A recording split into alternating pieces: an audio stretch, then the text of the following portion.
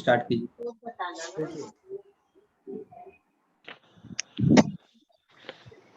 यहाँ पर ये भगवान जी उठाएंगे पंडित जी आगे। यहाँ पर यह सुझाव है कि जो भी जीवन के इन कलेशों, जन्म मृत्यु जरा व्याधि के अवतरण से छुटकारा पाना चाहता है, उसे भगवान की ही पूजा करनी चाहिए, अन्य किसी की नहीं। देखिए बार बार प्रभुपाद जी इतने कृपालु, किसी की पूजा नहीं कर, क्योंकि मनुष्य जीवन है, पहला कलयुग में रह रहे हैं, दूसरा आयु बहुत कम है, तीसरा और वातावरण पूरा कला का है। इन सारी चीजों को ध्यान में रखते हुए प्रभुपाद जी बार बार हमारे को आगाह करते हैं, वार्न करते हैं, और किसी चीज में माथा नहीं लगाना है, केवल हमें भगवान की पूजा करनी चाहिए, भगवान की भक्ति करनी चाहिए।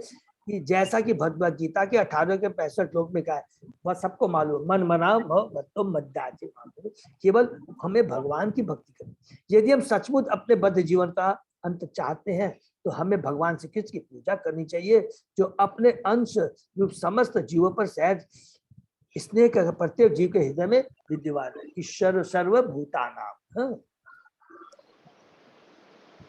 स्वाभाविक है कि माता की गोद का बालक अपनी माता से आसक्त है, और माता भी बालक ऑन कर लीजिएगा ना।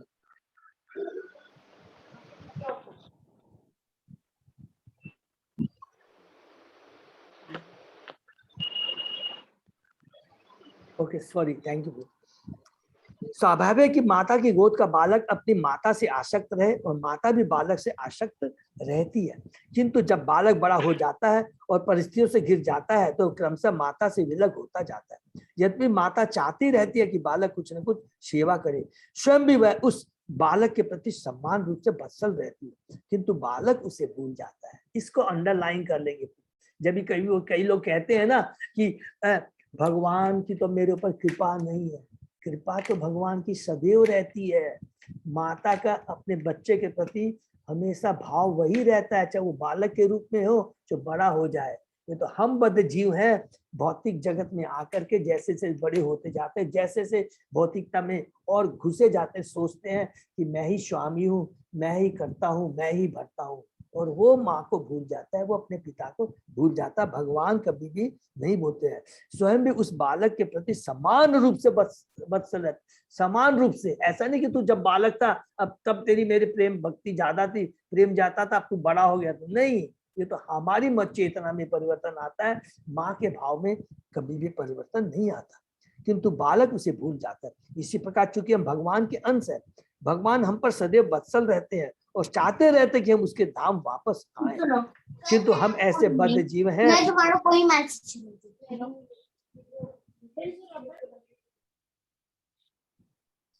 किंतु हम ऐसे बद्ध जीव हैं कि उनकी परवाह नहीं करते और भ्रामक शारीरिक बंधों के पीछे दौड़ते रहते। अतः हमें चाहिए कि संसार के सारे भ्रामक बंधों को तोड़ दें और भगवान की सेवा करके उनसे पुनः मिलने का व्रत करें, क्योंकि वे परम सत्य है। हरि बोल। तो यही चीज यहाँ पर पूरे तात्पर्य में पढ़ा है। और लास्ट में, इस परपोर्ट के लास्ट में प्रभुपाद जी कहते हैं, यदि हम ईश्वर बिन सभ्यता की इस असंगति को दूर करना चाहते हैं तो हमें श्रीमद् भागवत जैसे शास्त्रों के नियमों का पालन करना चाहिए और श्री सुखदेव गोस्वामी जैसे व्यक्ति के आदेश का पालन करना चाहिए, जिन्हें भौतिक लाभ का कोई आकर्षण नहीं था। जो सुखदेव गोस्वामी जी थे उनको भौतिक चीज पर आसक्ति नहीं था, वो परम कहते हैं त्यागी थे, जो हमने पढ़ा है। और इसीलिए वो अपने अनुभव के आधार पर बोल रहे हैं, और वो पूरे पहले आचार और फिर प्रचार। इसीलिए सुखदेव गोस्वामी जी, तो अभी तक हमने जो कहा कि सारी हमारी आवश्यकताएं बेयर मिनिमम होनी चाहिए। उतने माने आवश्यकता का मतलब भोग, उतना ही हमें यूज करना है शरीर जितनी हमारी भक्ति को मेंटेन करने के लिए आवश्यक है। और बाकी है कोई प्रॉब्लम नहीं है, अपने ऊपर नहीं भोगना, क्योंकि अपने ऊपर भोगेंगे तो हमारा बंधन का कारण होगा। यही चीज बेसिकली प्रभुपाद जी अपने तात्पर्य के माध्यम से हमें बताना चाहते हैं। नेक्स्ट, कथाम तु अनादृत्य परनु चिंताम दिते पशुन असतीम नाम कुर्यात् पश्ययाम स्वकर्मजाम प्रति परितापान जूषाणम। निपट भौतिकतावादी के अधिक कौन ऐसा होगा जो यह देखकर कि जन सामान्य अपने कर्मों से मिलने वाले फलों के कारण कलेशों की नदी में घिरे हुए हैं ऐसे विचार की उपेक्षा करे और केवल क्षणभुक नामों को ग्रहण करे। इस क्षणभुक नामों को, इस क्षणभुक जगत की जो सारी चीजें हैं, नाम यश धन के पीछे पड़ा रहे। तो कौन है जो बुद्धिमान आदमी होगा वही, या जो निपट भौतिकतावादी होगा, उसके अलावा कोई ऐसा जीव यदि जिसमें थोड़ी भी बुद्धि है, चेतना है, तो वो ऐसा इस भौतिक जगत में फंसने का प्रयत्न नहीं करेगा। तात्पर्य पढ़ते हैं, वेदों में कहा गया कि जो लोग भगवान को छोड़कर अन्य देवताओं के प्रति आसक्त रहते हैं वे उन पशुओं के तुल्य है जो कसाई घर ले जाने वाले व्यक्ति का भी अनुसरण करते रहे। हरि बोल। यहाँ पर देखिए प्रभुपाद जी कितने कड़े हो गए, कहते हैं सबकी तो बात छोड़ दीजिए, अन्य देवताओं के प्रति यदि आसक्त रहते हैं उन पशुओं के तुल्य। देखिए इसने गीता में क्या अल्प बुद्धि वाले उनको कहा गया है, ठीक है ना। वे भौतिकतावादी भी पशुओं की तरह यह नहीं जानते कि वे परम पुरुष के दिव्य विचार की उपेक्षा के कारण कुमार्ग पर जा रहे हैं। कोई विचार सुनने नहीं रह सकता। कहा गया कि खाली दिमाग शैतान का घर होता है, क्योंकि जो व्यक्ति सही दिशा में नहीं सोच सकता वह ऐसे विषय में सोचेगा जिससे विपत्ति आ खड़ी हो। भौतिकतावादी लोग नित्य की नहीं लघु देवताओं की पूजा करते रहते हैं। यद्यपि भगवत गीता में इसकी भर्त्सना की गई है, अल्प बुद्धि वाला कहा गया है। जब तक मनुष्य भौतिक लाभ के द्वारा मोहग्रस्त होता रहता है तब तक वह उन देवताओं के किसी न किसी विशेष लाभ की याचना करता रहता है, जो अंततो गत्वा भ्रामक तथा क्षण भंगुर होते हैं। इसलिए कहा ना केवल क्षण भंगुर नामों को ग्रहण करें, क्योंकि इस श्लोक के ट्रांसलेशन वही चीज यहाँ प्रभुपाद जी कहता है, जो चीज क्षण भंगुर है, जो अल्टीमेटली हमारे साथ नहीं रहेगी, ये तो है ही साथ नहीं रहेगी, ये तो बात है, इसमें कोई डाउट नहीं है। लेकिन सबसे बड़ी बात क्या है कि जो जीवन का जो लक्ष्य है, मनुष्य योनि जो दुर्लभ है, वो बर्बाद हो रही है। हम अपने टारगेट को, हम अपने लक्ष्य को नहीं प्राप्त कर पाएंगे। किंतु प्रबुद्ध अध्यात्मवादी कभी ऐसी भ्रामक वस्तु से मोहित नहीं होता, अतः वह परमेश्वर के साक्षात्कार की विभिन्न अवस्थाओं में यथा ब्रह्म परमात्मा तथा भगवान के विचार में लीन रहता है। पिछले श्लोक में यह सुझाया गया है कि मनुष्य को परमात्मा के विषय में चिंतन करना चाहिए, जो ब्रह्म के निराकार विचार से एक पग आगे है, जिस प्रकार की भगवान के विराट रूप के विषय में सुझाया गया था। तो यहाँ पर कितनी सुंदर बात प्रभुपाद जी ने तात्पर्य में खत्म की है। उन्होंने कहते हैं कि भगवान के परमात्मा रूप में जो हृदय में विराजमान है उसका ध्यान करना चाहिए। लेकिन वो पॉसिबल कब होगा? जब हम अपनी चेतना में हमारा एडवांसमेंट होगा। अगर हमारी भौतिक चीजों के प्रति आसक्ति है तो हम लोग अपने हृदय में बैठे परमात्मा का ध्यान नहीं कर सकते हैं। हम उस समय क्या है, क्या रिकमेंड किया गया? विराट पुरुष के ऊपर ध्यान करना चाहिए। और फिर धीरे धीरे धीरे धीरे करके जब हम देखेंगे अरे ये जो कुछ भी है भगवान का है, सब कुछ है, ईशावास्यदम विदे, माने ईश्वर उपनिषद का श्लोक याद कर लेंगे तो फिर धीरे धीरे धीरे उसकी चेतना में इम्प्रूवमेंट, वो एडवांस योगी हो जाएगा। तब उसका ध्यान विराट रूप से हट कर करके धारणा विराट रूप से हट कर करके उसकी हृदय में बैठे परमात्मा पर शिफ्ट हो जाएगी। ठीक है।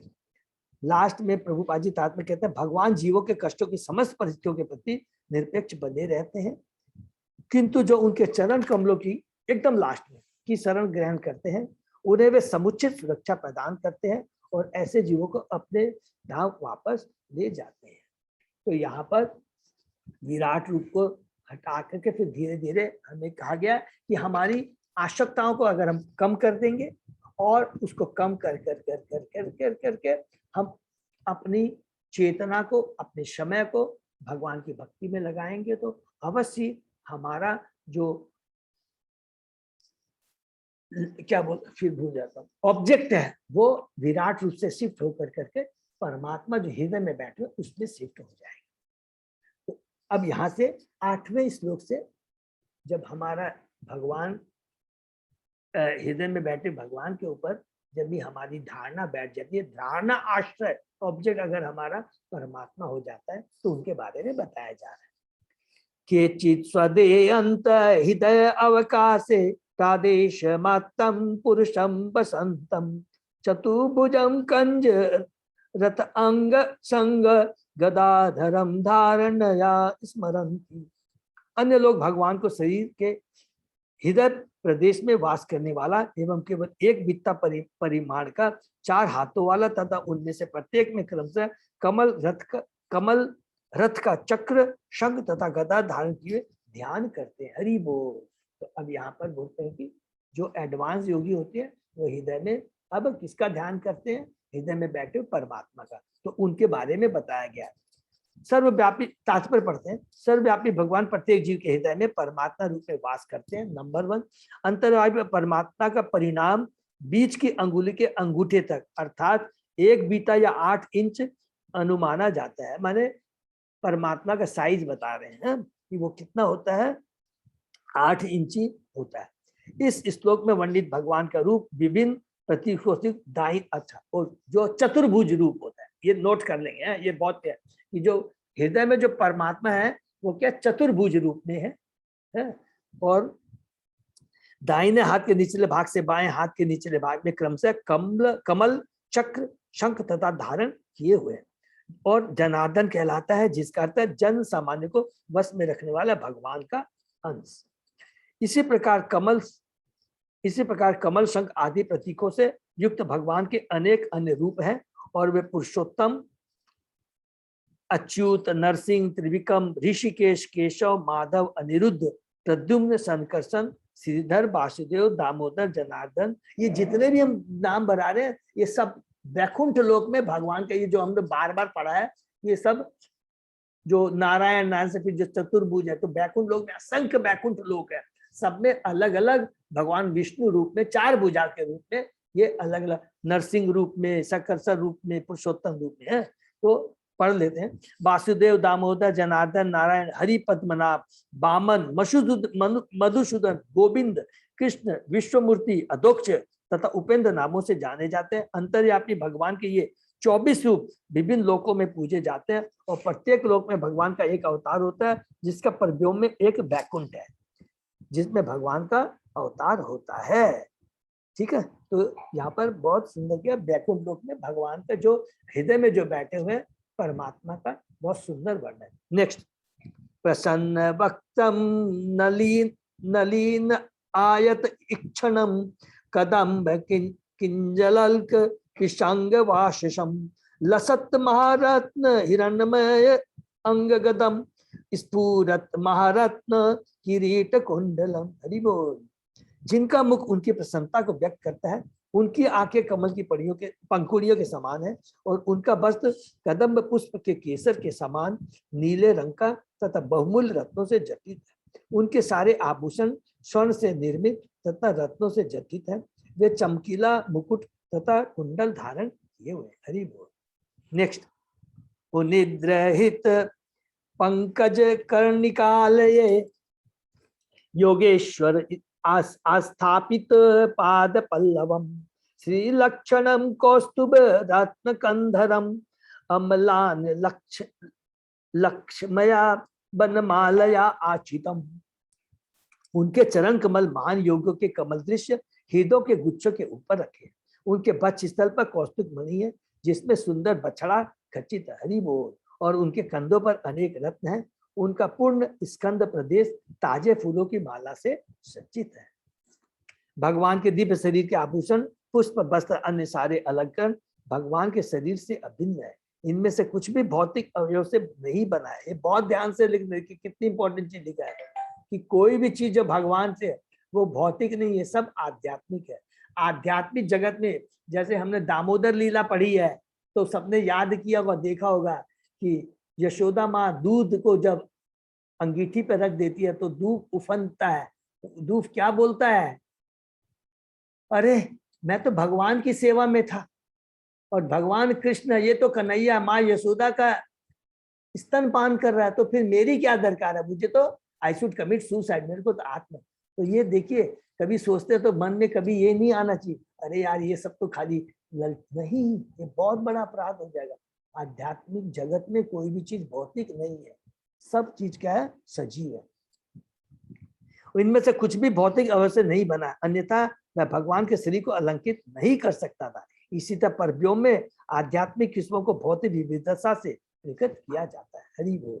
नेक्स्ट, विभूषितम मेखलया अंग गुलियके महाधने नुपुर कण कण आदि भी स्निग्ध अमल आकुंचित कुंतले विरोचमान आनंद हास पेशलम। उनकी कमर अलंकृत करदनी से सुशोभित है और उनकी अंगुलियों में बहुमूल्य रत्नों से जटित अंगूठियां हैं। उनके नुपुर, उनके कंकन, उनके घुंघराले नीले रंग के चिकने बाल तथा उनका सुंदर मुस्कान युक्त मुख, ये सभी अत्यंत लुभावने हैं। भगवान सर्वाधिक सुंदर पुरुष हैं। श्री सुखदेव गोस्वामी उनके अंग प्रत्यंग के दिव्य सौंदर्य का वर्णन निर्विशेषवादियों को यह पाठ पढ़ाने के लिए करते हैं कि भगवान पूजा की सुविधा के लिए भक्त की कोरी कल्पना नहीं है, वो निराकार नहीं है। ये बहुत इंपॉर्टेंट चीज है। अगर किसी को दिखाना हो कि तो कहता है कि निराकार है, तुरंत ये खोल के दिखा दीजिए, तुरंत कैंटो 2 के दूसरे अध्याय का 8 से 12वां श्लोक दिखा दीजिए। अपितु वास्तव में परम पुरुष है, परम सत्य का निराकार स्वरूप उनका विविकरण मात्र है। जिस तरह सूर्य की किरणें सूर्य से भी, हरि बोल, जो निराकार है वो जरूर है, इसमें कोई शक, लेकिन वो भगवान का आंशिक रूप है। आंशिक है, ब्रह्म परमात्मा और भगवान। ब्रह्म ज्योति है, ठीक है, निराकार है, लेकिन भगवान के शरीर से निकली वो ज्योति है। लेकिन इसके ऊपर भी है परमात्मा, इसके ऊपर भी भगवान है। अदीन लीला हसित क्षण उलसत भ्रुभंग संसुचित भूरि अनुग्रहम इच्छेत चिंतामयम एनम ईश्वरम यावत मन धारण या अवतिष्ठते। भगवान की भव्य लीलाएं तथा उनके हास्यमय मुख की उल्लासमय चितवन उनके विस्तृत वरदानों के संकेत है। तो मनुष्य को चाहिए कि जब तक ध्यान द्वारा उनका मन भगवान पर स्थिर रखा जा सके, तब तक मन को उनके इसी दिव्य रूप में एकाग्र करिए। बहुत ही इंपॉर्टेंट श्लोक है। देखिए क्यों हमें भगवान के रूप के ऊपर में ध्यान करना चाहिए। क्या लिखा है, हास्य में मुख्य उल्लासमय चित्तवन उनके विस्तृत वरदानों के संकेत है। क्यों है, क्योंकि भगवान के रूप को देखने से, उनकी चित्तवन को देखने से सारी दुश्चिंताएं, जितनी भौतिक आसक्ति है, ये खत्म हो जाती है। ये देखिए बहुत इंपॉर्टेंट बात है। केवल भगवान का, भगवान के शुद्ध भक्तों का एसोसिएशन, उनका चिंतन, उनका ध्यान, उनका दर्शन करने से सारे कष्ट, सारी दुविधाएं, फॉल्स जो है ना, माने भ्रम जो है वो दूर हो जाता है कि नहीं ये भौतिक जगत की काल है। ये सारी जो दुश्चिंताएं, जो भ्रम है, वो खत्म हो जाता है। तात्पर्य पढ़ते हैं। भगवत गीता में कहा गया, निर्विशेषवादी अपने निराकार ध्यान के कारण अपने कठिनाइयों से गुजरता है, लेकिन भक्त भगवान की साकार सेवा के कारण सरलता से प्रगति करता रहता है। अतएव निराकार ध्यान निर्विशेषवादी के कष्ट का कारण है। देखिए कितनी बड़ी बात लिखा है कि जो निर्विशेषवादी होते हैं, जो कि गीता में बहुत इंपॉर्टेंट है। अगर ये, क्योंकि इसीलिए गीता के 12वें अध्याय में जो कहा गया ना, कलेशो अधिकता चेतसाम, ये बहुत है कि बहुत ही कष्टदायक है वो जो प्रोसेस है निराकार ब्रह्म में, कि निराकार ब्रह्म की उपासना कर करके मुक्ति प्राप्त करना, ये बहुत ही कष्ट का कार्य है। अतएव निराकार ध्यान निर्विशेषवादी के लिए कष्ट का कारण है। यहाँ पर भक्त को निर्विशेषवादी चिंतक की तुलना में एक लाभ है। निर्विशेषवादी भगवान के साकार रूप के विषय में संशय युक्त रहता है, अतः वह सदैव ऐसी वस्तु का ध्यान करने का प्रयास करता है जो साकार नहीं। इसलिए भागवत में भगवान के वास्तविक स्वरूप पर ध्यान एकाग्र करने के लिए प्रामाणिक वक्तव्य दिया गया है। हरि बोल। यहाँ पर ध्यान की जिस विधि का अनुमोदन किया गया है वह भक्ति योग अर्थात भौतिक अवस्थाओं से मुक्त होने के बाद की भक्ति की विधि है।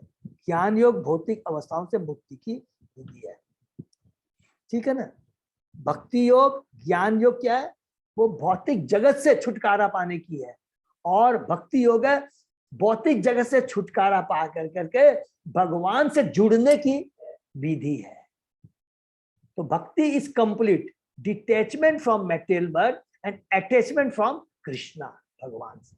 और योगी ज्ञान योग क्या है, only detachment from material birth, not attachment with Bhagwan. That is the difference between jnana yoga और भक्ति योग, ठीक है। तो फिर बीच में पढ़ते हैं, भक्ति योग के ये प्रभाव अनर्थ निवृत्ति कहलाते हैं। भक्तियों की प्रगति के साथ साथ कृत्रिम रूप से अर्जित की वस्तु क्रम से लुप्त होती जाती है। भगवान के चरण कमलों का ध्यान जो प्रथम सोपान के रूप में अनर्थ निवृत्ति के द्वारा अपना प्रभाव दिखाएगा। अनर्थ का सबसे स्थूल प्रभाव जो बद्ध जीव को जगत से बांधता है वो है काम वासना। हरि बोल। यहाँ पर काम वासना के बारे में प्रभुपाद जी ने बहुत डिटेल में लिखा है। तो मैं सब भक्तों से मेरी रिक्वेस्ट है कि ये भौतिक जगत में जो सबसे बड़ा बंधन है जो काम वासना है ये बहुत जरूरी है। खाली बीच में प्रभुपाद जी कहते हैं ये बहुत ही जकड़ है, लेकिन बीच में प्रभुपाद जी बोल देते हैं थोड़ा सा पकड़ पाते, किंतु भक्ति योग से काम वासना क्रम से छूमंतर हो जाती है। हरि बोल। तो योग पर्स पर तो कर लेंगे, छूमंतर हो जाता है, किंतु भक्ति योग से काम वासना क्रम से छूमंतर हो जाती है। ठीक है ना। तो अच्छा यहाँ से थोड़ा पढ़ देते हैं। जिसका सारांश लाभ पूजन इन तीन से दिया। सारे बद्धजीव काम वासना के इन विविध रूपों के पीछे पागल बने रहते हैं और मनुष्य यह स्वयं देख सकता है कि काम वासना पर आधारित ऐसी भौतिक लालसाओं से वो किस हद तक मुक्त हुआ है। जिस प्रकार भोजन के हर कोर खाने से मनुष्य की भूख बुझती जाती है, उसी तरह से पता चल सकेगा कि वह काम वासना से किस हद तक मुक्त हुआ है। हरि बोल। इसको यदि जहां मिलता तो प्लीज अंडरलाइन कर लेंगे कि भगवान की भक्ति में इतनी शक्ति है। और कैसे पता लगता है कि जब हमको भूख लगी होती है तो जैसे धीरे खाते खाते हमारी भूख मिटती जाती है, उसी तरह भगवान की भक्ति करते करते हम खुद ही हम लोग अपना ऑन असेसमेंट कर पाएंगे कि हम लोग काम वासना से कैसे धीरे धीरे धीरे ऊपर आ रहे हैं। भक्ति योग की प्रतिक्रिया से यह काम वासना अपने विविध रूपों से घटती जाती है, क्योंकि भक्ति योग से भगवत कृपा से स्वतः ज्ञान तथा वैराग्य उत्पन्न होता है। ये जस्ट आपके परपोर्ट के जस्ट पूरा एक पन्ना के बाद में दूसरा पन्ना है। यदि वो सेम गीता है तो ये इसको प्लीज अंडरलाइन कर लेंगे। ठीक है। अपने आप ये देखिए कितना बड़ी भगवान की जो भक्ति है, स्वतः ही भक्ति योग से भगवत से स्वतः ज्ञान तथा वैराग्य उत्पन्न अपने आप होता है। तो जब वैराग्य और मिला, सबको शायद मिल गया होगा।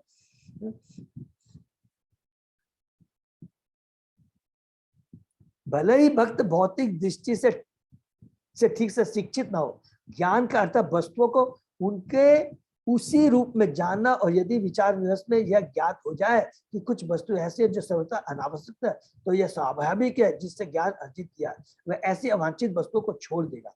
जब बद्धजीव ज्ञान के अनुशीलन द्वारा यह देखता है कि भौतिक आवश्यकताएं अवांछित है, तो वह उनसे अपना नाता तोड़ देता है।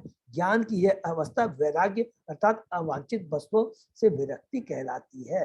प्लीज इसको अंडरलाइन कर लेंगे कि व्हाट इज भक्ति के द्वारा कैसे रियल ज्ञान आता है। भक्ति के द्वारा अपने डिस्कस कर लेते हैं। ज्ञान क्या आता है कि क्या चीज को एक्सेप्ट करना है और क्या चीज को रिजेक्ट करना है, ये ज्ञान आ जाता है। और फिर उसके अनुसार जो चीज भक्ति में आवश्यक नहीं है उसको रिजेक्ट कर देता है, और जो भक्ति के लिए आवश्यक है उसको जोड़ लेता है। इसको क्या बोलते हैं? युक्त वैरागी। कि जो भगवान की भक्ति के लिए आवश्यक है उसको छोड़ लेता है, और जो आवश्यक है उसको, अर्थात इसका मतलब क्या हुआ कि प्रत्येक चीज भगवान की है, और उनके प्रति जितनी हमको अपने इंद्रिय अपने शरीर को मेंटेन करने के लिए है उतना रखना है। भगवान बाकी भगवान की सेवा में लगा देना है, भगवान से जोड़ देना है। तो वो भौतिक चीजों को यूज करते हुए भी किसके लिए यूज करते हैं? भगवान की सेवा के लिए, नंबर 1।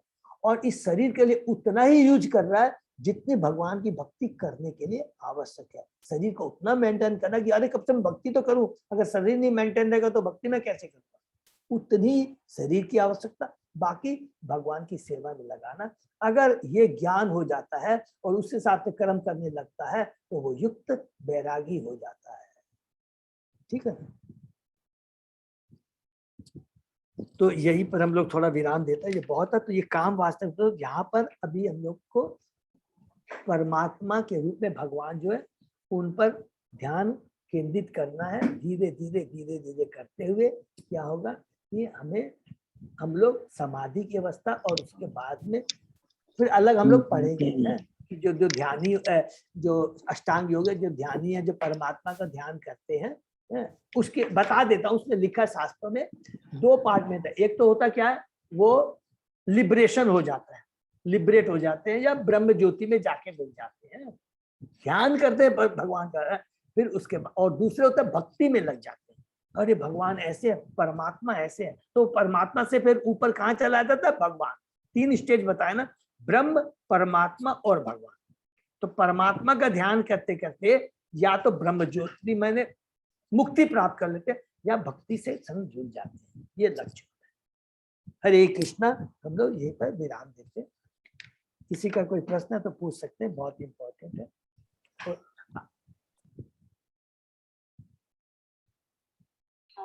तो ये इस हरे कृष्णा प्रभु जी, दंडोत प्रणाम।